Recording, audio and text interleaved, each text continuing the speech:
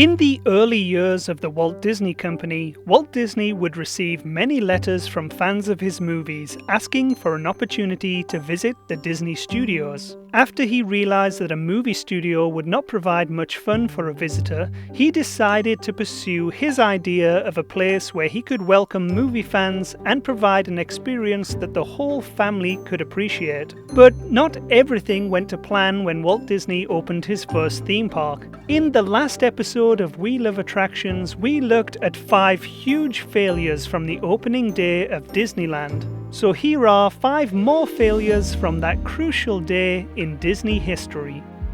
Walt Disney, Governor Knight, the mayor of Anaheim, and other dignitaries are talking to the 3 chaplains representing the Protestant, Catholic, and Jewish faiths. And now, Walt Disney will step forward to read the dedication of Disneyland.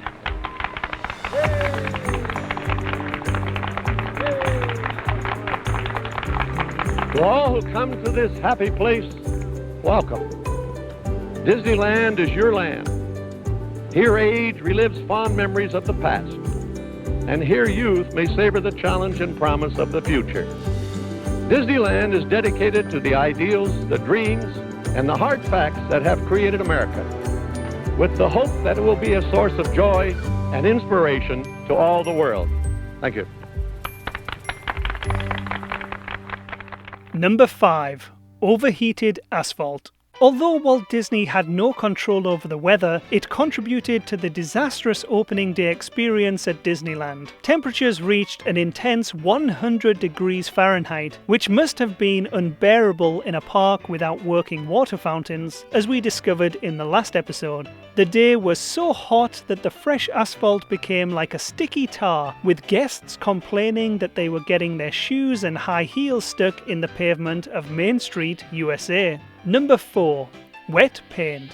Completing Disneyland was a race to the finish. Walt Disney wanted a quick turnaround, and it took exactly 1 year and 1 day from the announcement to opening day. With construction crews working around the clock to meet their deadlines, it was sure to be a tight schedule. However, once the doors opened, guests could easily see that it was not completely finished. Workers were still painting structures and planting trees all over the park. Along the canal boats of the world, which is now the Storybook Land canal boats, weeds had yet to be removed from the riverbanks. And instead of landscaping the area, Walt Disney simply added signs with Latin plant names printed on them to make it look like they were meant to be there. In addition, a number of rides were still under construction, like Tomorrowland's Rocket to the Moon, which showed a glimpse of what routine space travel would look like in the distant future of 1986. Number 3.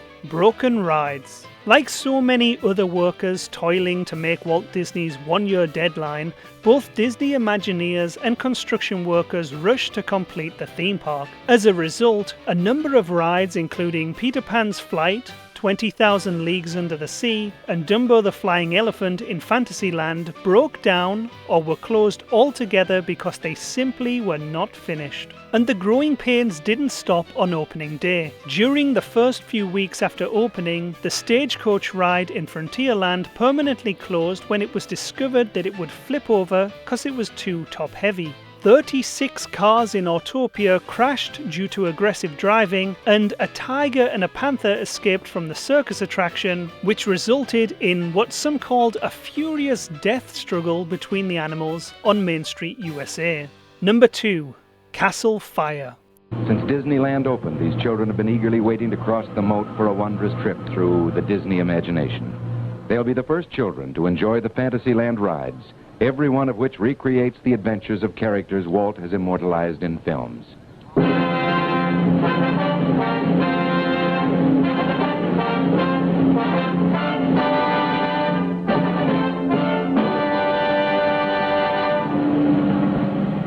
Open the Fantasyland Castle in the name of the children of the world.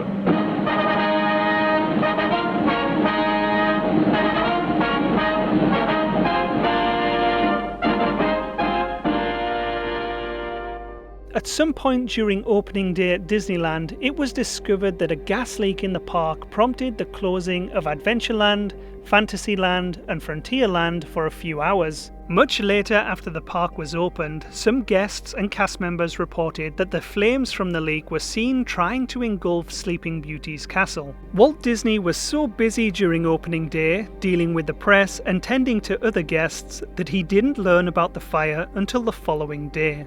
Number 1. Press coverage. You are now in the press room of Disneyland, which is equipped to service over 1,000 members of the worldwide press, here to cover this truly great event. And to start the proceedings, we take you to the entrance of Disneyland and your host, Art Linkletter. Walt Disney had a partnership with the broadcasting network ABC, which helped finance Disneyland with an investment of $5 million of the park's $17 million price tag. In return, Walt Disney would host a weekly TV show about what people could expect to see in Disneyland, a full year before it was set to open its doors. On opening day, Walt Disney hosted a 90-minute live TV special with co-hosts Art Linkletter, Bob Cummings, and future President Ronald Reagan. Ronnie Reagan, come on in. Yeah, and how about that son of yours? I've been buttering up to him all morning, hoping he'd say that about me. Isn't this a riot today? Oh, it certainly is. And Ron, your first job is down here in the town square. Right out here in front of the depot, yes, for the main street and the parade and so forth. We have lots to do. Get busy. Okay. So long, Ron. Thanks for coming out.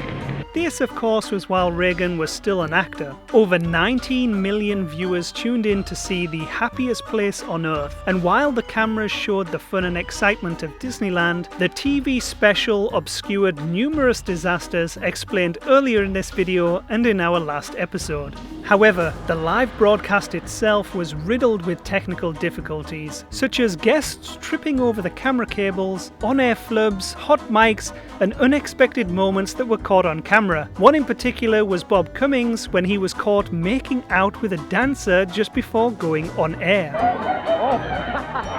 Art Linkletter also said the following during the live broadcast. Now, of course, this is not so much a show as it is a special event. The rehearsal went about the way you'd expect a rehearsal to go if you were covering 3 volcanoes all erupting at the same time and you didn't expect any of them.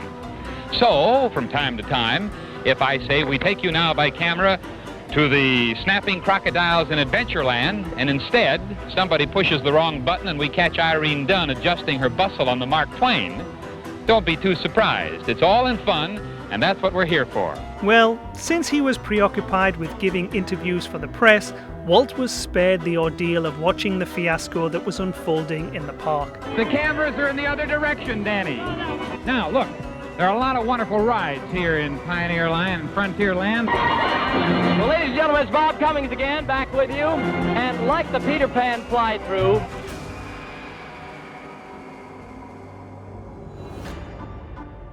oh, you're waiting for me? Oh, thank you. Everybody is waving at Bob Cummings over here, so I guess I'm back on. Okay, ladies and gentlemen, this is Bob Cummings again. I don't know whether the cameras are picking me up or not. And I see Art Linkletter right now. Art Linkletter is looking for a microphone. He looks all confused. He's standing over there in front of the Mr. Toad's Wild Ride. And I think if he ever gets a microphone, we'll be able to talk to him because he's waving his arm. There's been something gone wrong here for just an instant, but you can't wonder, ladies and gentlemen, this is a tremendous, tremendous affair today. 160 acres of fantasy, and it's just great. Now here he comes with his microphone. He's coming out. Art Linkletter. A vista into a world of wondrous ideas, signifying man's achievements. I thought I got a signal.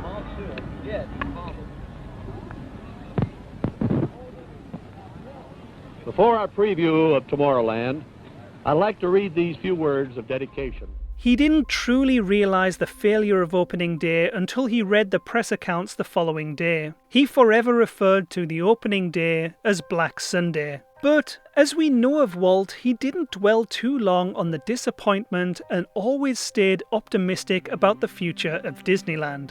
He instructed his designers to increase the capacity of the attractions and free up the walkways better for crowd control. He repaired press relations by inviting them and their families to special evenings at Disneyland. And he also appeared at dinners to apologize for the inconveniences that opening day brought. Although the road to building Disneyland was hard for Walt, he never lost sight of his original intent for the park, a place where adults and their children could have fun together.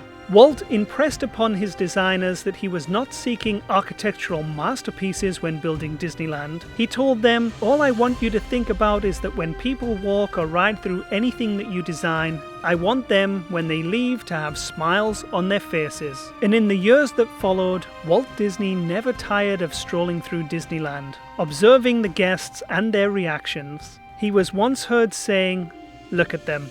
Did you ever see so many people just enjoying themselves?" Can I have your autograph, please, Sure. Mr. Disney? Yeah. Thank you. Well, it looks like I'm stuck here, so why don't you go on without me, and I'll be catching up with you somewhere along the line.